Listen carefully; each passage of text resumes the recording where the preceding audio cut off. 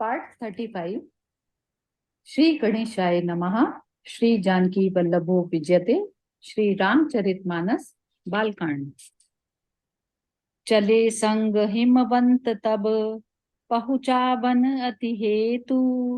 विविध भांति पारितोषु, करी विदा कीन वृष केतु।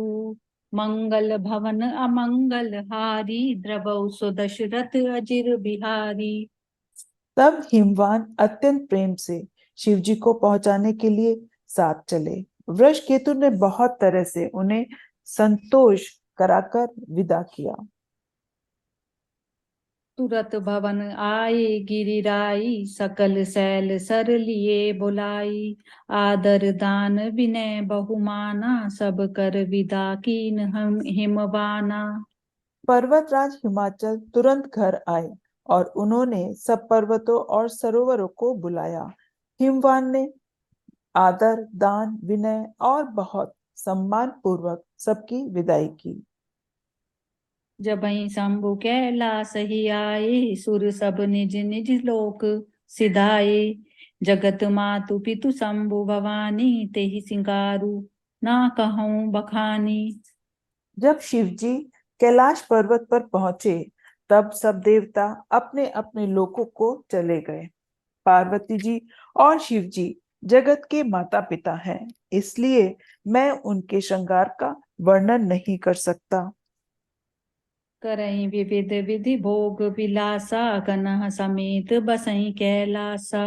हर गिरिजा बिहार नित नयऊं, एहि विधि विपुल काल चली गयऊं। शिव पार्वती विविध प्रकार के भोग विलास करते हुए अपने गणों सहित कैलाश पर रहने लगे। वे नित्य नए विहार करते थे। इस प्रकार बहुत समय बीत गया। तब जन्मेऊ शठ बदन कुमारा, तारकु असुर समर जेहि मारा। आगम निगम प्रसिद्ध पुराना, शनमुख जन्म सकल जग जाना। तब 6 मुख वाले पुत्र का जन्म हुआ, जिन्होंने युद्ध में तारकसुर को मारा। वेद शास्त्र और पुराणों में स्वामी कार्तिकेय जन्म की कथा प्रसिद्ध है और सारा जगत उसे जानता है। जगु जान शनमुख जन्म कर्म प्रताप पुरुषारथु महा। तेहि हेतु मैं वृष केतु सुत कर, चरित संक्षेप ही कहा। यह उमा शंभु विबाहु, जे नर नारी कहीं जे गावहीं। कल्याण काज विवाह मंगल, सर्वदा सुख पावहीं। षडानन के जन्म कर्म प्रताप और महान पुरुषार्थ को सारा जग जानता है, इसलिए मैंने वृषकेतु के पुत्र का चरित्र संक्षेप से ही कहा है।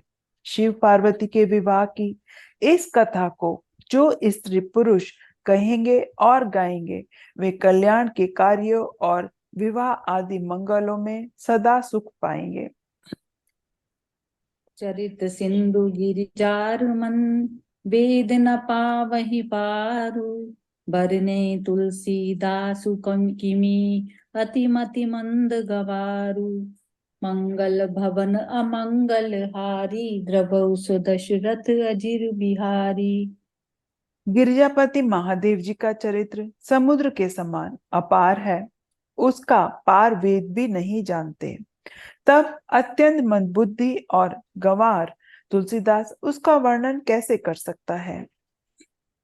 शंभु चरित सुनि सरस सुहावा, भरद्वाज मुनि अति सुख पावा। बहु लालसा कथा पर बाड़ी, नय नय नीरु रोमावली डाड़ी। शिवजी के रसीले और सुहावने चरित्र को सुनकर मुनि भारद्वाज जी ने बहुत ही सुख पाया। कथा सुनने की उनकी लालसा बहुत बढ़ गई। नेत्रों में जल भर आया तथा रोमावली खड़ी हो गई। प्रेम विबस मुख आव न बानी, दशा देखी हर्षे मुनि ज्ञानी। अहो धन्य तब जन्म मुनीसा, तुम्हि प्राण सम प्रिय गौरीसा। वे प्रेम में मुग्ध हो गए। मुख से वाणी नहीं निकलती। उनकी यह दशा देखकर ज्ञानी मुनि याज्ञवल्क्य बहुत प्रसन्न हुए और बोले, हे मुनीश, तुम्हारा जन्म धन्य है। तुमको गौरीपति शिव जी प्राणों के समान प्रिय है। शिव पद कमल जिनहि रति नाही, राम ही ते सपने न सोहाई। बिनु छल विश्वनाथ पद नेहु, राम भगत कर लक्षण एहु। शिव जी के चरण कमलों में जिनकी प्रीति नहीं है, वे श्री रामचंद्र जी को स्वप्न में भी अच्छे नहीं लगते। विश्वनाथ श्री शिव जी के चरणों में निष्कपट प्रेम होना, यही राम भक्त का लक्षण है। शिव सम को रघुपति व्रत धारी, बिनु अग तजी सती असी नारी। पनु करी रघुपति भगति दिखाई, को शिव सम राम ही प्रिय भाई। शिव जी के समान रघुनाथ जी का व्रत धारण करने वाला कौन है, जिन्होंने बिना ही पाप के सती जैसी स्त्री को त्याग दिया और प्रतिज्ञा करके श्री रघुनाथ जी की भक्ति को दिखा दिया। हे भाई, श्री रामचंद्र जी को शिव जी के समान और कौन प्यारा है। प्रथम ही मैं कही शिव चरित, बूझा मर्म तुम्हार। सुचि सेवक तुम राम के, रहित समस्त विकार। मंगल भवन अमंगल हारी, द्रवहु सो दशरथ अजिर बिहारी। मैंने पहले ही शिव जी का चरित्र कहकर तुम्हारा भेद समझ लिया है। तुम श्री रामचंद्र जी के पवित्र सेवक हो और समस्त दोषों से रहित हो। मैं जाना तुम्हार गुणशीला, कहूँ सुनऊँ अब रघुपति लीला। सुनु मुनि आजु समागम तोरे, कही न जाई जस सुख मन मोरे। मैंने तुम्हारा गुण और शील जान लिया। अब मैं श्री रघुनाथ जी की लीला कहता हूँ। सुनो हे मुनि, सुनो। आज तुम्हारे मिलने से मेरे मन में जो आनंद हुआ है, वह कहा नहीं जा सकता। रामचरित अति अमित मुनीसा, कही न सकई सत कोटि अहिसा। तदपि जथा श्रुत कहूँ बखानी, सुमति गिरा पति प्रभु धनु पानी। हे मुनीश्वर, रामचरित अत्यंत अपार है। 100 करोड़ शेष जी उसे नहीं कह सकते। तथापि जैसा मैंने सुना है, वैसा वाणी के स्वामी और हाथ में धनुष लिए हुए प्रभु श्री रामचंद्र जी का स्मरण करके कहता हूँ।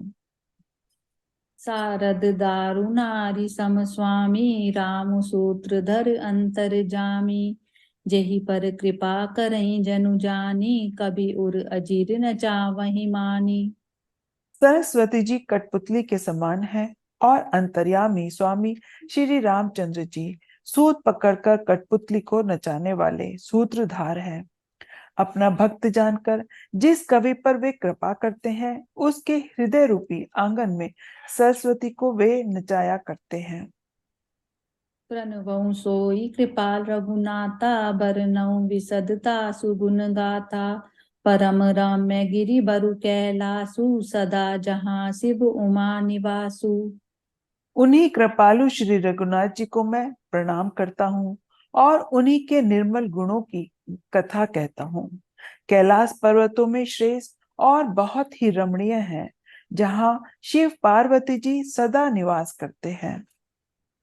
सिद्ध तपोधन जोगी जन, सुर किन्नर मुनि वृंद। बसहि तहाँ सुकृति सकल, सेवहि शिव सुख कंद। मंगल भवन अमंगल हारी, द्रवहु सो दशरथ अजिर बिहारी। सिद्ध तपस्वी योगीगण, देवता, किन्नर और मुनियों के समूह उस पर पर्वत पर रहते हैं। वे सब बड़े पुण्यात्मा हैं और आनंद कंद श्री महादेव जी की सेवा करते हैं। हरिहर विमुख धर्म रति नाही, ते नर तै सपने नहीं जाही। तेहि गिरि पर बट बिटप विशाला, नित नूतन सुंदर सब काला। जो भगवान विष्णु और महादेव जी से विमुख है और जिनकी धर्म में प्रीति नहीं है, वे लोग स्वप्न में भी वहां नहीं जा सकते। उस पर्वत पर एक विशाल बरगद का पेड़ है, जो नित्य नवीन और सब काल में सुंदर रहता है। त्रिविध समीर सुशीतली छाया, शिव विश्राम बिटप श्रुति गाया। एक बार ते ही तर प्रभु गयऊं, तरु बिलो की उर अति सुख भयऊं। वहां तीनों प्रकार की वायु बहती रहती है और उसकी छाया बड़ी ठंडी रहती है। वह शिव जी के विश्राम करने का वृक्ष है जिसे वेदों ने गाया है। एक बार प्रभु श्री शिव जी उस वृक्ष के नीचे गए और उसे देखकर उनके हृदय में बहुत आनंद हुआ।